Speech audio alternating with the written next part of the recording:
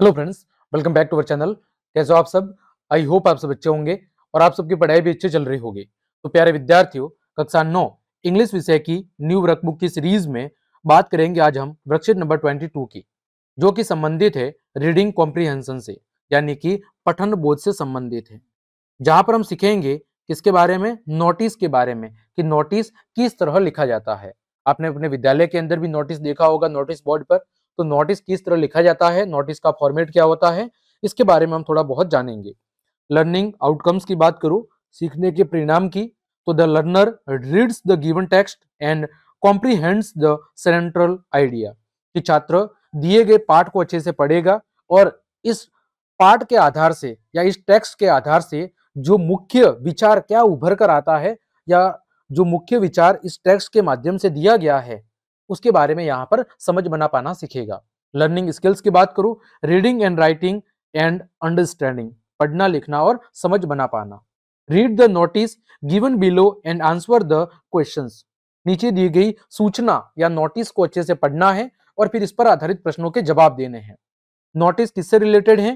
Creative child contest, मतलब रचनात्मक बाल प्रतियोगिता। किससे संबंधित है? रचनात्मक बाल प्रतियोगिता। ठीक है, क्रिएटिव चाइल्ड कंटेस्ट, रचनात्मक बाल प्रतियोगिता। Take part and win prizes, मतलब भाग लीजिए और पुरस्कार जीतिए, भाग लीजिए और पुरस्कार जीतिए। For children up to the age of 12 years, 12 साल तक के बच्चों के लिए हैं। किसके लिए ये है? 12 साल तक के बच्चों के लिए हैं। सबसे पहले बात करूं रूल्स की, यानी नियमों की।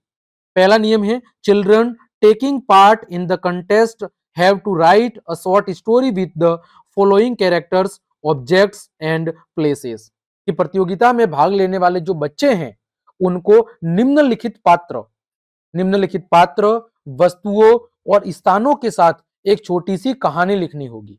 इस प्रतियोगिता में जितने भी बच्चे भाग ले रहे हैं उन सभी को नीचे दिए गए पात्रों, वस्तुओं और स्थानों के नाम का उपयोग करते हुए एक छोटी सी कहानी लिखनी होगी। अब वो कैरेक्टर ऑब्जेक्ट्स क्या क्या हैं? Dumpty tiger, Bosty crow, Helpy parrot, Festo elephant, fox priest, a car, a torch, a blue apple and Nandvan, क्या है? नंदानवन, क्या है?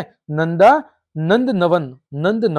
ठीक है, ये कैरेक्टर से। दूसरा नियम है, the story should be supported by an illustration, कि कहानी को एक चित्र के साथ प्रस्तुत किया जाना जरूरी है।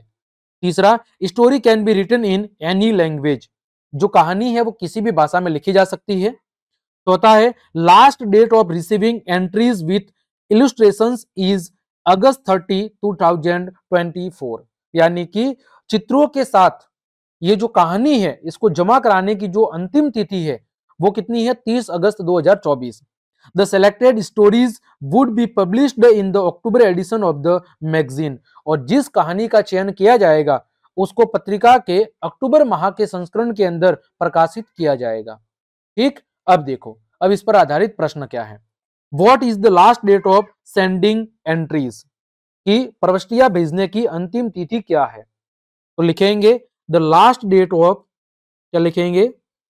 The last date of sending entries is August 30, 2024। Second है, in which month's edition will be selected stories be published, कि कौन से महीने के एडिशन के अंदर चयनित कहानी को प्रकाशित किया जाएगा।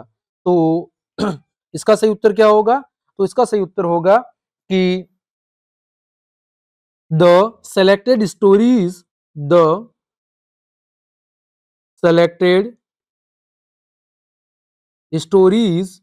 B published in the